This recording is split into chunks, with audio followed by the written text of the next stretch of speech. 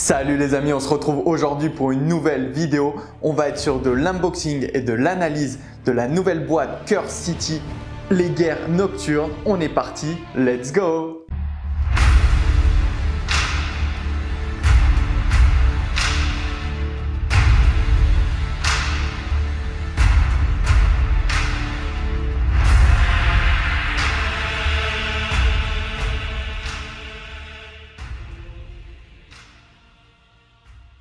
Allez, c'est parti les amis pour l'unboxing du pack d'extension de Curse City. Hop.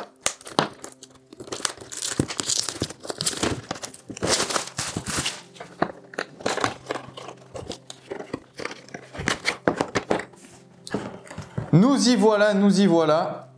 Donc, des nouvelles dalles, un nouveau petit bouquin, et il y a quoi d'autre ? Des nouvelles cartes. Bon, on va regarder ça ensemble. Il n'y a plus rien d'autre. Bon, j'avoue qu'en fait, pour 40 €, ça fait un petit peu maigrichon. Hein.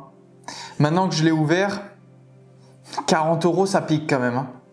Bon, on va voir le contenu.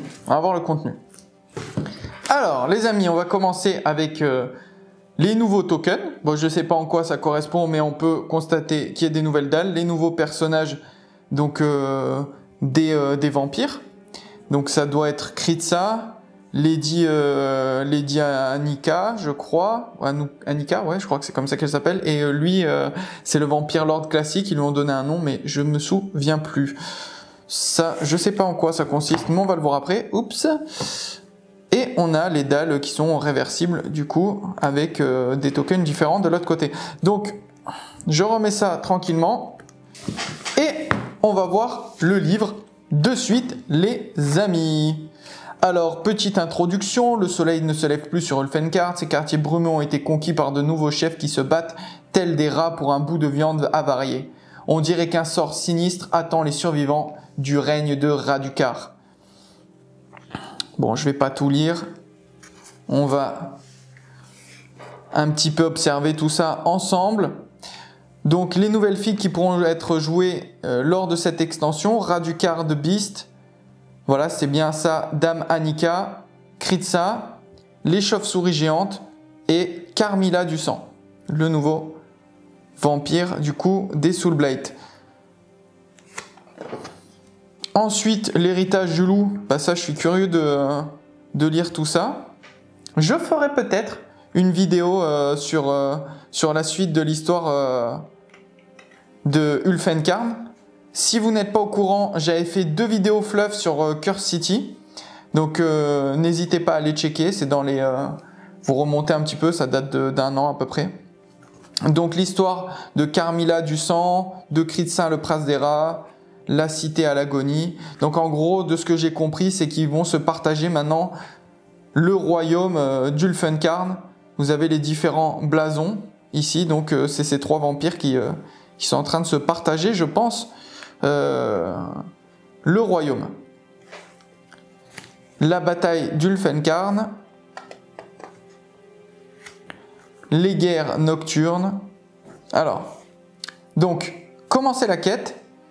Vous devez avoir fini la quête d'Ulfenkard en péril avant de commencer la quête des guerres nocturnes. Les héros conservent les niveaux, traits, renforcements et trésors gagnés durant la quête précédente, ainsi que tout objet trouvant dans leur case d'objets portés. Donc c'est vraiment une extension. Et puis, je vous laisse regarder tranquillement. Donc après, pour réussir la quête, quand les héros ont tué les 3 seigneurs vampires, il leur sera demandé d'entreprendre le périple de décapitation. Confrontation finale, s'ils réussissent ce périple, ils auront réussi la quête des guerres nocturnes. Échouer la quête, on place un marqueur de ruine d'une valeur de 7 sur la quête de la guerre nocturne, 5 héros au plus ont péri. Ok, bon voilà, c'est des nouvelles conditions, préparation de jeu, placer le strato-vaisseau, tout ça. Pouvoir vampirique, je suis curieux ça par contre. Chaque seigneur vampire commence la quête des guerres nocturnes avec un pouvoir vampirique de 1, gardez la carte pouvoir vampirique de niveau 1 du seigneur vampire dont le pion de proie est sur la carte de quête à portée de main. Bon, il faut vraiment lire les règles, sinon on va être un petit peu perdu. Donc périple des guerres de nuit, purge, sabotage, pillage, Donc ça va être les différentes missions, je pense. Purge les sbires de la maîtresse autoproclamée du faubourg que frayeur Annika la lame assoiffée garnisse sa table grâce à un flux constant de citoyens enlevés. Si les héros parviennent à éliminer les laquais d'Annika, la faim poussera celle-ci à attaquer directement les héros. Ouais, voilà, c'est des quêtes bien précises. Décapitation, ennemi vaincu, échec, victoire ici. Les nouvelles règles. Donc c'est bien des règles spécifiques pour les guerres nocturnes. Et c'est dommage, j'aurais bien aimé avoir des règles supplémentaires pour Curse City, la première mission. Pour corser un petit peu le jeu, pour le rendre un petit peu plus difficile. J'aurais bien aimé ça. Ensuite, on a les nouveaux champions, donc Radukar de Beast, Dame Annika, Kritza, Carmilla du Sang. Voilà, c'est les hostiles gigantesques. Portail fermé. Donc une nouvelle action, ouverture sur un 4+. Ça ressemble du coup à Blackstone Fortress. Nouvelle tuile de jeu. Fin du périple avec les événements d'extraction. Résoudre les conséquences. Améliorer vos héros, classe d'élite. Donc on a de nouvelles améliorations. Donc ensuite, après, on passe sur le Havre, une nouvelle étape, après avoir résolu l'étape 5 de la séquence de fin, avant de dépenser de la pierre de royaume et choisir un nouveau périple, les héros peuvent visiter le quartier du Havre et en utilisant toutes les installations délabrées mais fonctionnelles, à mesure que les héros éliminent des seigneurs vampires et que la rumeur de leur exploit se répand, Havre s'agrandira et la venue d'habitants et d'autres lieux pourront être visités. Ben ça, c'est cool. C'est cool, c'est cool. Donc après, ça, je pense que c'est toutes les structures du Havre. Voilà, le bazar alchimique de Fislefuse. Fislefuse. Voilà. Fosse de la gloire et de la fortune de Brague. Bon, voilà. Périple de purge, donc les nouveaux périples. Périple de sabotage. Les petits plans, les périples de pillage. Et ensuite, les périples de décapitation. Donc ça, je pense que c'est les périples pour tuer les seigneurs vampires. Ouais. Avec du coup les différents seigneurs vampires. Camilla, Annika et Kritza. Et du coup, il n'y a pas Radukar de Beast. Parce que dans l'histoire, je pense qu'il n'est pas là. Mais on peut le jouer. Donc j'ai pas encore compris comment jouer. À quel moment il va être là, Radukar. Les crises, nouvelle crise. Hop là. Je vous les remets si vous voulez faire pause. Hop. Hop. Et hop. Et encore un petit hop. Ruine de Carmilla. Soif pouillonnante. C'est pour Annika. Et Frénésie du désespoir, c'est pour Kritza. Et confrontation finale. Eh ben, est-ce que c'est là où on voit Radukar? Non, Kritza, Carmilla, Dame, Annika. Non, bah alors Radukar, je sais pas. Je sais pas du tout. Mais voilà, on en a terminé avec ce petit livre supplémentaire. Maintenant, on va analyser les cartes qui ont été données. Alors, les amis, on commence avec Kritza, le prince des rats. Donc, mêlée, un dé rouge. Il fait 2 à 3 dégâts. Cap en queue de rat. Chaque fois que cet hostile subit des dégâts, le chef doit jeter le dé de quête. Si le résultat est 8 ou plus, cet hostile ignore les dégâts. Ok, pas mal. Très très fort ça. Aussi fuyant qu'un rat, cet hostile peut se déplacer sur une case adjacente à des héros sans finir son action de mouvement. Cet hostile peut traverser les cases occupées par des figurines ennemies. Pas mal du tout. Couard puant, au moment de choisir une cible pour cet hostile, s'il y a plusieurs cibles possibles, le chef doit choisir le héros qui a le plus de marqueurs de blessures et ou marqueurs de blessures graves sur la carte de personnage. Ça aussi c'est très très fort. Ça c'est cool parce que ça va vraiment donner une difficulté supplémentaire. Très bien écrit ça. ça donne envie de jouer l'extension. Ensuite, tableau de comportement, donc voilà, je vous laisse le lire tranquille. Et ça, c'est le mode nuit. Donc là, il va lancer 2 dés. Il va garder ses aptitudes. Ah oui, j'ai oublié d'analyser. Il a move 4, 9 points de vie, taille immense. Bon, ça c'est logique. Et là, il a move 5, 9 points de vie, taille immense. Donc là, il lancera 2 dés pour quand la nuit arrive.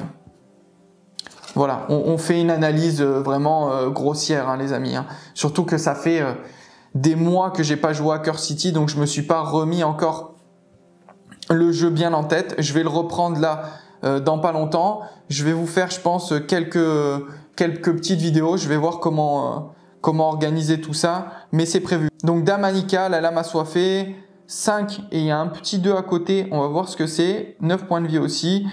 Voilà, CD pour attaquer, 2, 3 et elle a pareil, elle a 1, 2. Donc règle spéciale, bon, je vais voir plutôt ça d'abord. Succion pulsante. Après qu'un héros a subi des dégâts de cette action d'arme, cet hostile gagne 1 point de sang, jusqu'à un maximum de 2. Et le héros subit un dégât supplémentaire. Chaque fois que cet hostile gagne un point de sang, retirez-lui un marqueur de blessure ou blessure grave. C'est vraiment stylé. Quand cet hostile est déployé, elle n'a pas de point de sang. Dans le cas où cet hostile a 2 caractéristiques différentes, utilisez celle entre parenthèses quand elle a 2 points de sang. Quand cet hostile gagne 1 point de sang, mettez-les sur sa carte. Cet hostile est considéré comme ayant ses points de sang. Ok. Tant que cet hostile a 1 point de sang, au moins le chef doit jeter le dé de quête chaque fois qu'elle subit des dégâts. Si le résultat est 5+, cette figurine ignore les dégâts. Waouh. C'est hyper fort. Après avoir mis un marqueur de blessure ou blessure grave à côté de cet hostile, s'il y a un ou plusieurs marqueurs de sang sur sa carte de référence, défaussez un de ces marqueurs de sang. Si un point de sang est défaussé, cet hostile ne l'a plus. Pas mal du tout. Quand cet hostile fait une action d'arme, elle doit attaquer une fois chaque héros adjacent. Waouh. Et franchement, ils font mal les vampires. Hein. Ils font vraiment mal. Et du coup, là, on est sur sa carte en mode nuit où elle est vénère. Ok, on enchaîne avec Carmilla du sang, pareil 9 points de vie, move de 5. Donc là c'est grand, taille grand, alors que les autres c'était immense. Il a une masse écrasante, un héros qui subit des dégâts de cette action d'arme est sonné. Waouh. Ok. Combattant expert, chaque fois que cet hostile subit des dégâts, le chef doit jeter un dé. Si le résultat est 8+, cette figurine ignore les dégâts. Ajoutez un au jet pour chaque héros adjacent à cet hostile après le premier. Pas mal. Augmentez de plus 1 les valeurs de dégâts de toutes les actions d'armes des Ulfengarde et des chauves-souris géantes tant que cet hostile est sur le champ de bataille. Et talisman de la nuit, les renforcements n'ont aucun effet tant que cet hostile est sur le champ de bataille. Ok. Et en mode vénère. Donc là, il était à un dé rouge, du moins le dé losange, le dé carré. Et là, il passe à... Ok, d'accord. Petit boost. Ça n'a pas changé. Ça n'a pas changé. Ça n'a pas changé. Ouais, ok. Bah, pas mal du tout, pas mal du tout. C'est pas mon préféré, mais pas mal. Ensuite, on a les chauves-souris géantes. 5 points de vie, bouge de 4, grand, 2-3 dégâts. Et elles ont la règle spéciale cauchemar vaut le temps. Cet hostile peut se déplacer sur une cage adjacente à des héros sans finir son action de mouvement. Cet hostile peut traverser les cases occupées par des figurines ennemies. Ouais, ça c'est pour représenter son vol. Donc je vous laisse lire après la suite pour les tableaux des comportements. Et là, c'est son mode énervé. Mode renforcé de nuit. N'empêche, là, j'étais en train de regarder le tableau des comportements. Il y a des trucs qui ont l'air vraiment pas mal. Hein. Appeler la garde, déployer tous les Ulfengarde, tuer des groupes d'hostiles en tant que renfort. S'il n'y a pas de groupe d'hostiles qui contiennent des Ulfengarde, ajoutez un groupe de 6 Ulfengarde au groupe de ces hostiles et déployez-les en tant que renfort. Puis chaque hostile du groupe de Carmilla fait une action d'avance. Waouh! Résolvez une action appeler la garde, c'est le premier, puis une action cieux ténébreux. Bah, je suis curieux, je vais lire. Déployer tous les chauves-souris géants tués. Ouais, c'est la même chose avec les chauves-souris, je pense. Ah ouais, c'est chaud en vrai. Hein. En vrai, son tableau de comportement, il est vénère. Hein. Alors que les deux autres, elles, c'était des avances des charges classiques. Et lui, chaque héros qui est sur la même tuile de jeu, qui est sonné et malade, l'hostile actif fait une action d'arme, ok. Ok. Ouais, en vrai... Alors lui, il a des petits combos avec les rats. Ouais.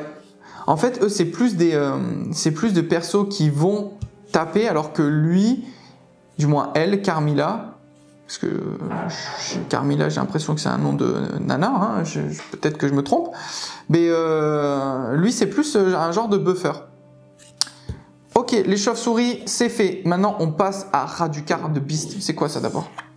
Ah oui, c'est la petite carte en plus. Ok, Raducar de Beast. 20 PV, les gars. 20 PV, bouge à 6, gigantesque. Je l'ai déjà, il est peint, il est super bien peint en plus. J'ai vraiment hâte de pouvoir le jouer, mais il faut que je finisse déjà la quête de base, bordel. Alors, lui, on va tout lire. On voit ses stats, les griffes perforantes, meuf de Virkos. Ok, chaque fois que cet hostile est activé, faites 2 jets de comportement pour déterminer les actions qu'il effectue. Résolvez entièrement un jet de comportement avant de faire l'autre jet. Waouh, c'est chaud! Grandeur invulnérable, quand cet hostile subit des dégâts, réutilisez-les de 2 jusqu'à un minimum de 0. Waouh! Ah ouais, allez, il est vraiment vénère. Hein. Ténacité vampirique, retirez tous les marqueurs de blessure ou 2 marqueurs de blessure grave de cet hostile et retirez tous les affections de cet hostile, puis il fait une action avance. Mais c'est chaud ça! Lâchez les chiens, cet hostile fait l'action d'arme meute de Virkos, elle doit cibler le héros visible le plus proche de cet hostile. Si cette action d'arme ne peut pas être effectuée, cet hostile fait une action d'avance. Ok. Démembrement, s'il y a des héros adjacents à cet hostile, le chef doit en choisir un. Le héros choisi doit faire un test d'agilité. S'il réussit, cet hostile fait une action d'arme griffe perforante. S'il est raté, le héros subit 8 dégâts contre lequel il peut faire un jet de défense comme s'il avait subi des dégâts d'une arme. Non mais c'est abusé. Sinon cet hostile fait une action d'avance. Ah ouais, c'est chaud. Ah ouais, c'est vraiment très très chaud. Il gagne un mouvement, il améliore ses attaques. En plus là maintenant il fait 4-5. Même ça passe à 3-4. Ah ouais, mais il est vénère. Hein. Raducar de Beast, il est vraiment vénère. Damn! Ça donne vraiment envie de jouer. Alors ça... C'est quoi ça? Pouvoir vampirique de niveau 2, pouvoir vampirique de niveau 3. Ça, c'est les trucs sûrement que je ne dois pas ouvrir. Ouais, je vais pas les ouvrir. Désolé. Hein. Ensuite, on a les cartes. Nouvelles cartes de renforcement des armures. Donc je pense que ça va venir améliorer nos persos, les nouvelles cartes de rencontre. Donc un cri de ça, un Radu... Ah bah voilà, on va pouvoir le rencontrer comme ça. Raducar de Beast. Peu importe, il y a Raducar qui arrive, il est partout. Et là, il y a un Christa et un garde de nuit Corsari. Ça, c'est les chauves-souris géantes. Carmilla. Damanika. Carmilla, niveau 1, ténèbres vivantes. Si un groupe d'hostiles inclut des chauves-souris géantes ou des nuées de chien est repoussé lors d'un périple de sabotage, ne défaussez pas la carte de rencontre, mélangez-la à nouveau dans la pile de rencontre à la place. Kritsa de niveau 1, Tamanika. Maître de savoir, oracle. Exécuteur, donc ça c'est les nouveaux traits pour les héros. Pilier, lame, seigneur de guerre, maître du savoir, oracle, exécuteur, ouais, voilà, pilier maximal, ok. Ça c'est bon, et après il y a les traits de l'autre côté aussi. Ça c'est, ouais. Lame, seigneur de guerre, lame, maître lame. Alors attendez, je vais tout refaire. Désolé, c'est un peu brouillon, hein, c'est freestyle les amis. Donc du coup, de l'autre côté... C'est ça, hein? Ouais, c'est ça.